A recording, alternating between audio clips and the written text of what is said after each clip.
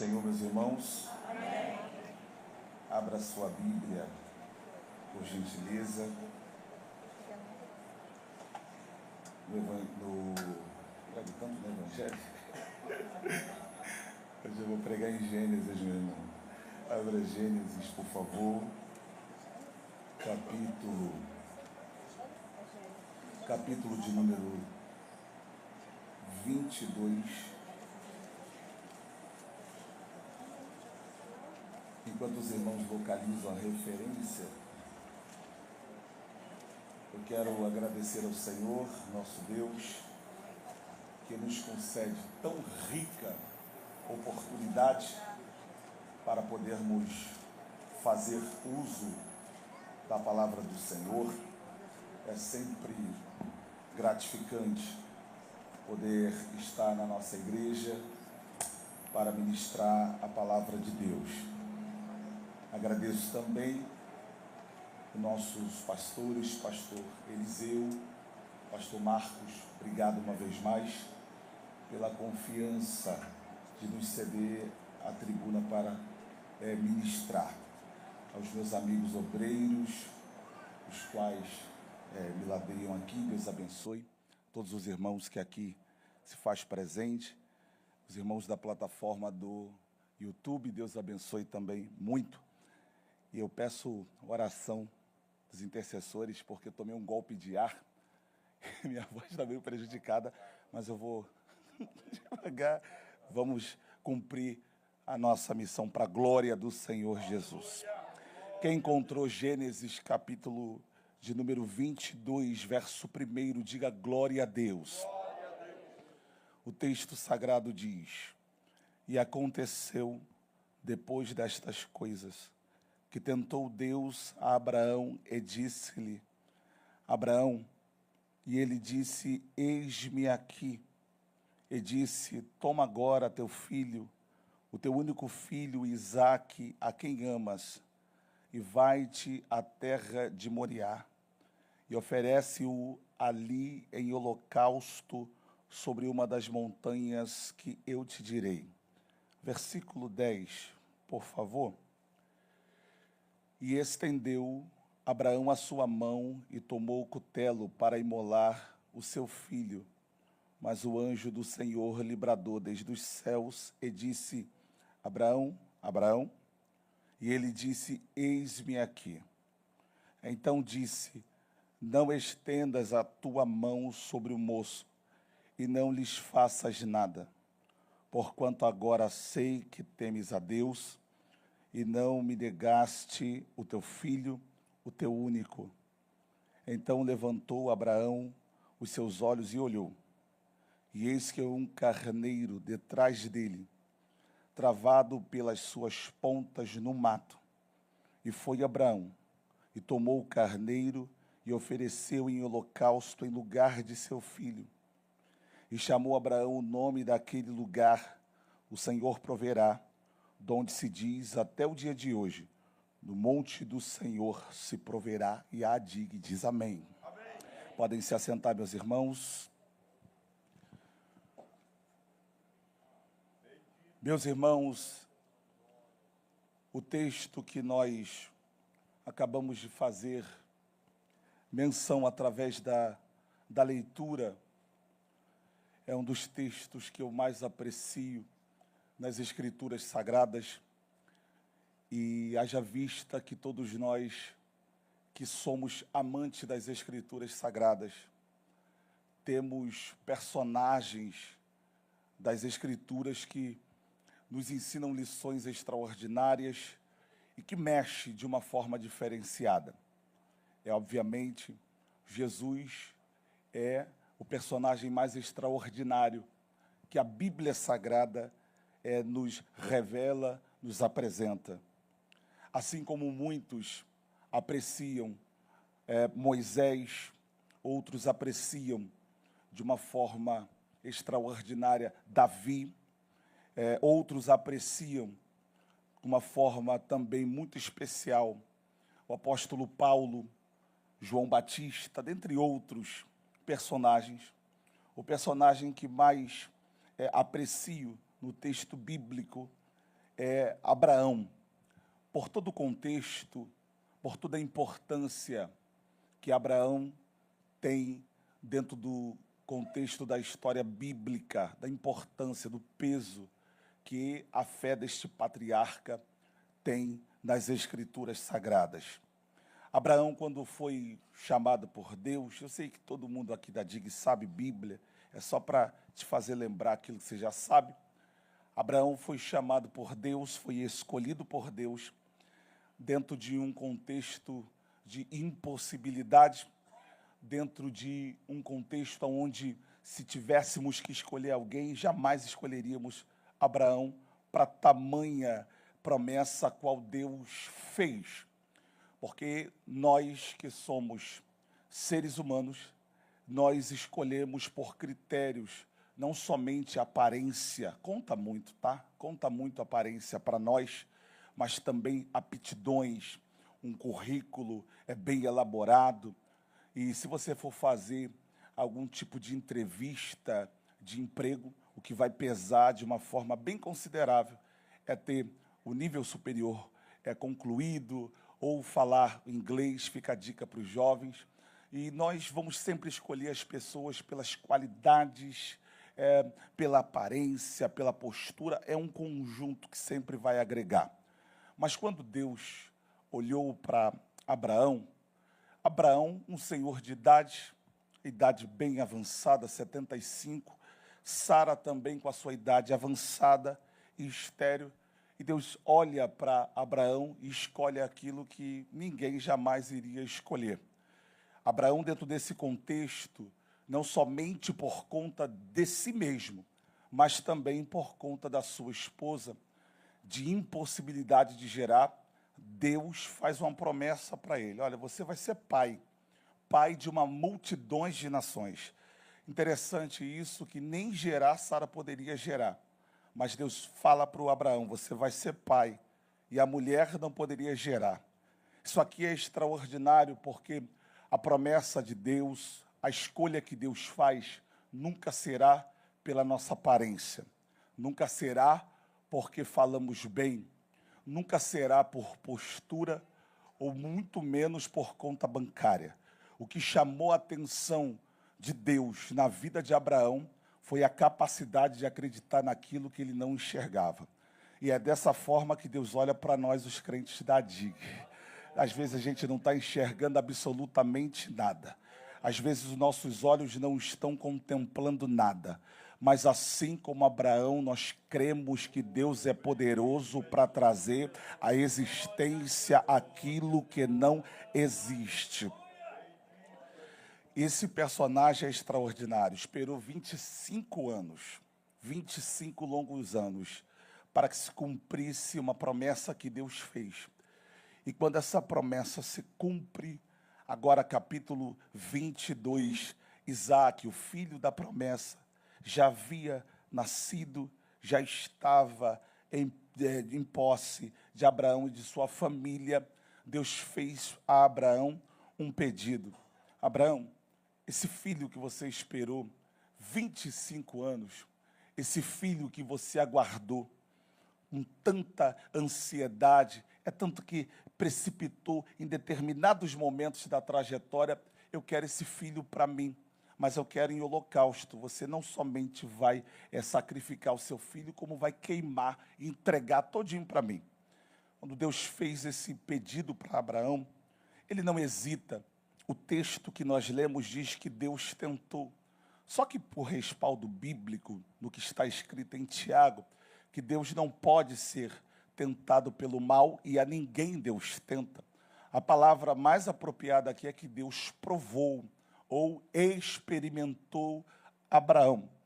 E nesta prova que Deus submete Abraão, Abraão responde ao Senhor e pega o seu filho de manhã bem cedo e segue para um monte na terra de Moriá, o monte o qual Deus iria mostrar para ele, direcionar para Abraão onde é que ele deveria ir com Isaque. É interessante que Abraão está na escola da fé. Desde o capítulo 12, Deus tem trabalhado nele, tem feito promessas, tem experimentado Abraão, ele tem vivenciado tantas coisas, até chegar aqui no capítulo de número 22, e ele obedece o que Deus havia lhe orientado. Ele pega o seu filho e ele segue para aquela terra, e diz o texto sagrado que aqueles que foram junto com ele, os servos, pararam em determinado local por ordem dele. Ele falou: fiquem aqui, porque eu e o rapaz iremos ali adorar, e após adorarmos, nós regressaremos até vocês.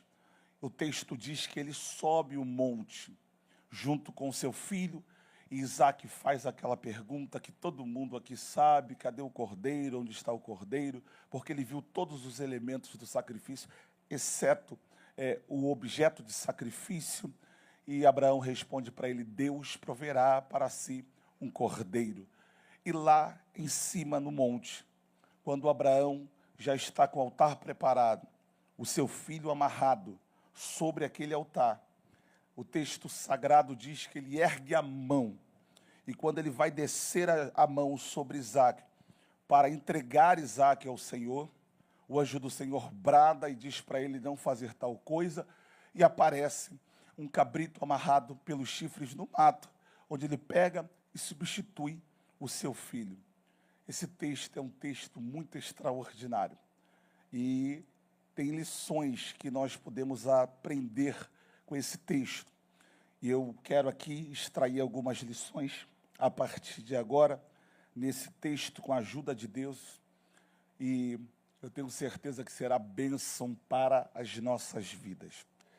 A primeira lição que nós podemos aprender com esse texto, que nós acabamos de ler, é que Deus fez este pedido para Abraão: Abraão, me conceda o seu filho. Repare no texto que não existe nenhuma hesitação. Abraão não questiona Deus. Abraão não resiste à ordem de Deus. Abraão, de forma alguma, ele tenta dar um jeitinho para impedir que aquele pedido que Deus havia lhe feito pudesse acontecer. O que Abraão fez? De manhã, bem cedo, ele se prepara todos os elementos para aquele sacrifício ao Senhor. Apanha o seu filho e obedece à ordem de Deus. Isso aqui, existe uma lição bíblica que edifica as nossas vidas. E qual é a lição bíblica? A lição que nós aprendemos com esse texto é que quando Deus fez um pedido desta envergadura para Abraão, ele não questiona, ele não pergunta por quê, ele não pergunta para quê. E por que Abraão não reage a este pedido de Deus? Porque quem tem fé não pede explicação, somente obedece. Quem tem fé descansa na promessa. Quem tem fé não fica perguntando por que está passando, por que está acontecendo isso. Abraão simplesmente aceita. Por quê? Porque aquele que possui fé jamais pedirá explicações para Deus. E eu vou declarar isso aqui na autoridade do nome de Jesus. Eu não sei o que você está vivendo na noite deste dia, mas o que Deus me orienta através da palavra bíblica é: descansa, porque existe uma promessa para ser cumprida. Você pode falar para alguém que está perto de você: descansa o coração, porque tem promessa de Deus para se cumprir. É apenas uma prova, é apenas um processo, é apenas uma experiência. Vai sair mais forte do que isso, vai sair mais forte do que entrou. Essa enfermidade não é para a morte, tem virada de Deus para a vida daquele que acredita na palavra. Descansa e não exija explicação. Eu já ouvi pessoas falarem, quando você estiver sendo provado, nunca pergunta por quê, mas pergunta para quê. Deus está dizendo para nós, não pergunte nem por quê e nem para crer, nem por quê e nem para quê, apenas vivencia um momento de experiência. Dentro da prova de Deus, olha o sintoma da prova de Deus, você vive algo que você não entende. Fala, meu Deus do céu. Peraí, eu não estou entendendo. A conta nunca fecha. Não está fechando, pastor. Então, bem-vindo. Você está na prova. E Deus está dizendo para você, aguenta firme e para de querer saber por quê. Aguenta firme e para de querer entender. É Deus te experimentando. Aguenta firme. Essa é a primeira lição. Jesus, segura minha voz. Essa é a primeira lição que nós aprendemos. A fé não exige explicações. A fé descansa. Quem tem fé descansa no Senhor. A segunda lição que esse texto nos ensina, esta lição aqui é tremenda. Existem provas que Deus nos submete a passar, que ninguém vai passar conosco. Sabia disso, crente? Deus falou com Abraão, eu quero seu filho. Deus falou para Abraão, eu quero Isaque. Só que nesse contexto ele levanta cedo, ele se prepara, vai com seus servos até certo ponto e fala, fiquem aqui, porque existem provas que pessoas que nos amam, pessoas que nos acompanham, pode até nos acompanhar até certo momento, mas existem momentos que dali para frente é você e Deus. Não tem mais como interagir com ninguém. Existem provas que ninguém pode te ajudar, não adianta pedir socorro para A, B, C ou D, porque são experiências que Deus quer que você viva somente com Ele. Olhando para o texto bíblico de Lucas 22, a partir do 39, Jesus no Getsemane, ele chama os discípulos para orar, os camaradas começam a dormir, Jesus orando ali intensamente, gotejando gotas de sangue, suando gotas de sangue, ele naquele Getsemane, naquela prensa, sozinho, e ninguém intercedendo, porque Jesus tinha que passar naquela prensa sozinho. Assim como Jesus passou na prensa sozinho, nós precisamos também passar em algumas prensas sozinho. Mas deixa eu te liberar uma palavra aqui.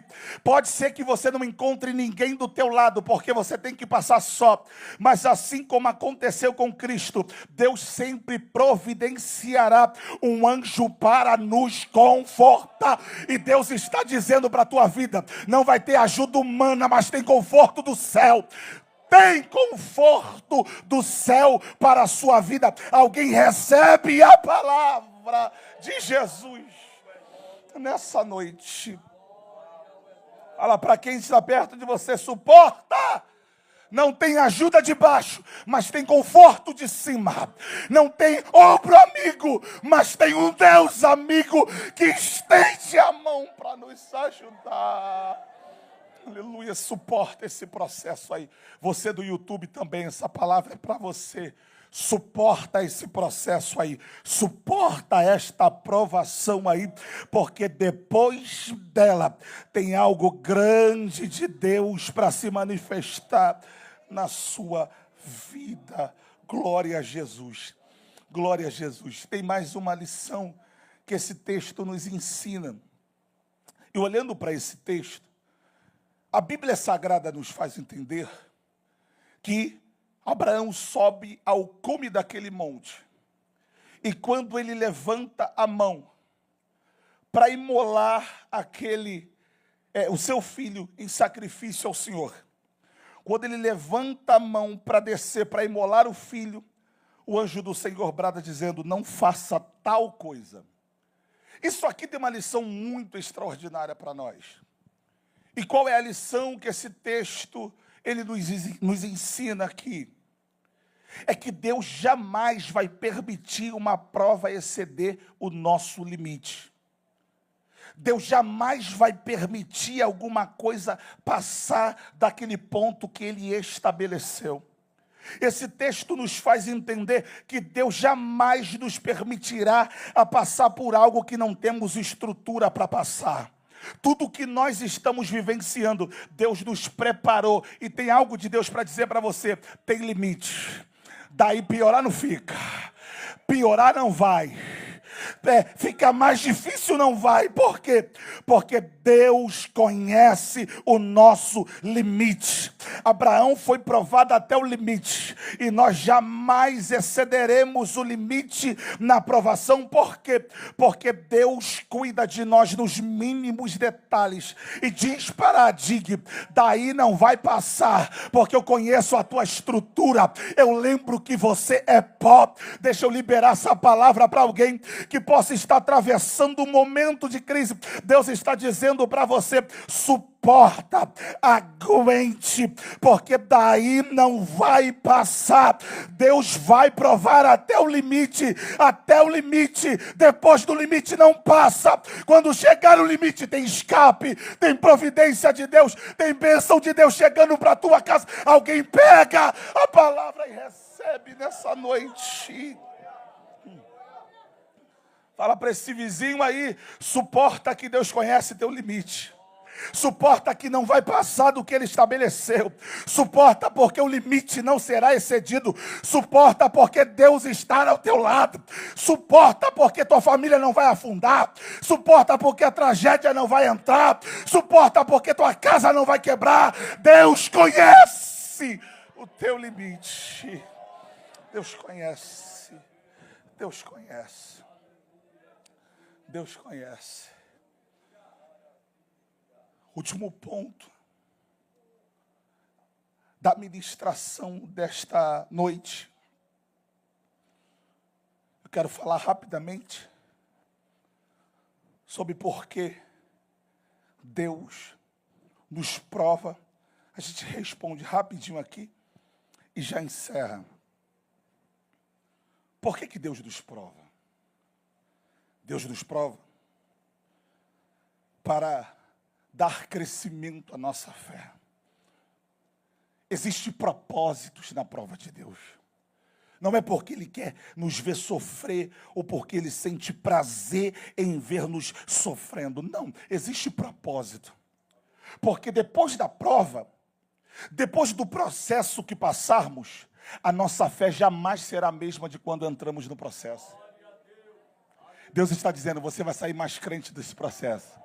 Vai sair mais forte desse processo. Por quê? Porque essa prova vai te gerar um crescimento. Você quer crescer na fé e não quer passar na prova?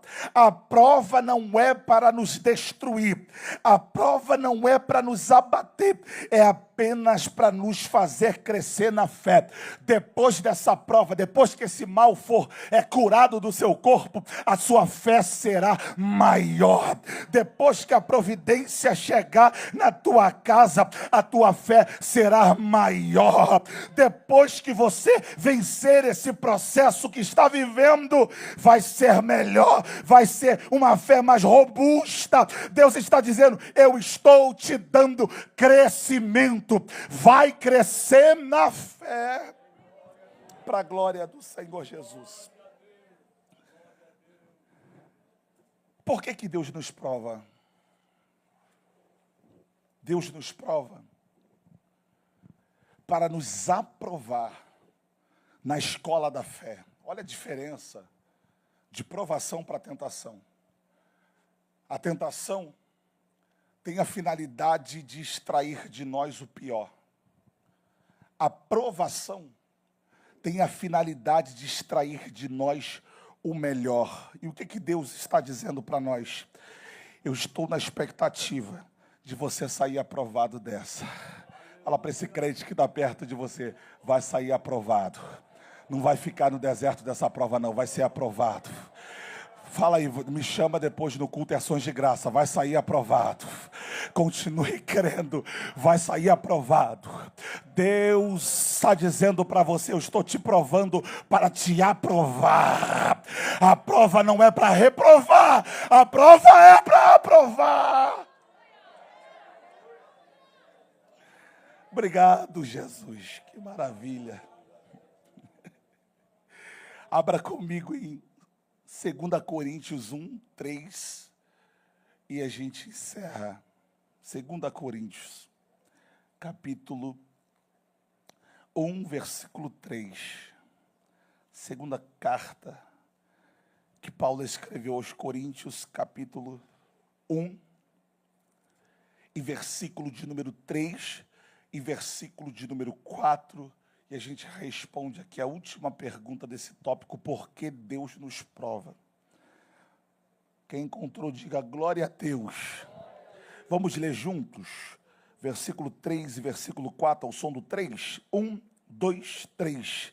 Bendito seja o Deus e Pai de nosso Senhor Jesus Cristo, o Pai das misericórdias, o Deus de toda a consolação, que nos consola em toda a nossa tribulação, para que também possamos consolar os que estiverem em alguma tribulação, com a consolação que nós mesmos somos consolados de Deus. Por que que Deus me prova? Para te gerar experiência, para ajudar outras pessoas que vão vivenciar processos que você viveu. O que você está vivendo vai servir para outras pessoas. A consolação que Deus está te consolando vai servir para outras pessoas. Deus está dizendo: depois desse processo, você vai ter o que falar, você vai ter testemunho, não vai viver do que Deus fez nos outros, vai viver do que Deus fez em você, vai viver do milagre que você experimentou. Alguém pega e recebe essa palavra. Fica de pé, em nome de Jesus.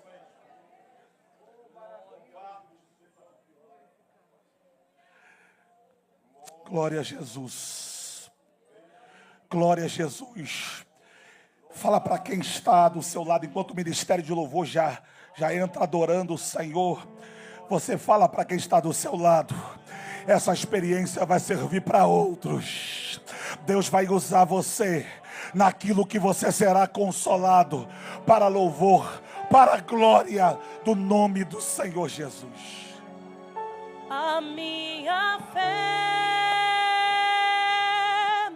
move montanhas, a fé move a mão de Deus, a nossa fé faz-me